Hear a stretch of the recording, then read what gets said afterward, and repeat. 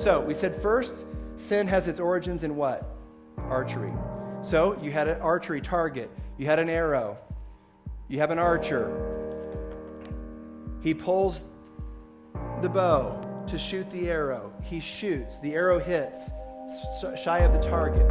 We would measure the distance from where the arrow hit to the target. That was called sin. It means you missed the mark in such a way you didn't realize the highest goal, which was what? The bullseye, right? You never called the archer a sinner.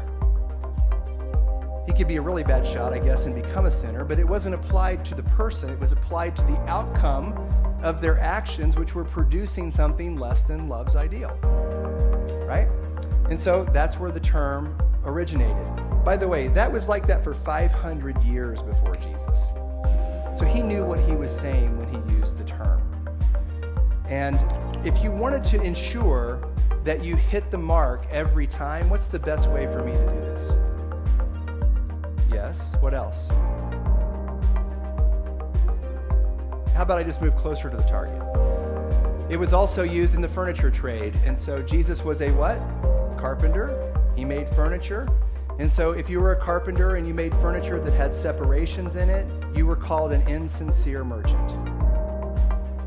And so if you had furniture that had a separation in it, they had a practice where they would fill it with wax and then cover it with varnish and present it as though it was ideal. You were called insincere. If you had real furniture that didn't have separations in it, you were called sincere, which is where we get the tradition of signing our letters, sincerely yours. There's no separations here in what I'm saying, okay? And lastly, we even get the mathematical terms sine, sin, and cosine, or cosine, which are measuring the distance between two angles. Separation between two angles. Make sense? And so if you speak Spanish, if you go in Spanish and order a drink without ice, what do you say? Sin hielo, H-E-I-L-O. It means what? Separate the ice from the glass. Because that's what sin means. In every other language except English, it evolved this way. Not in English. Why? Because we have a very Greek Western influenced Bible, and this has changed considerably. And so this is what the word means.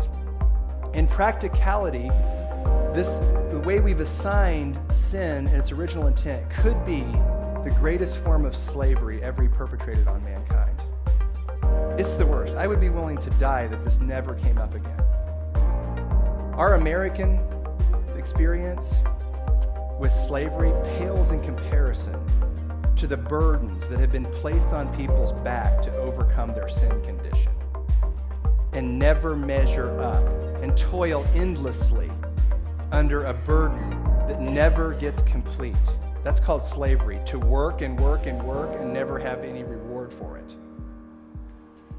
It's the worst.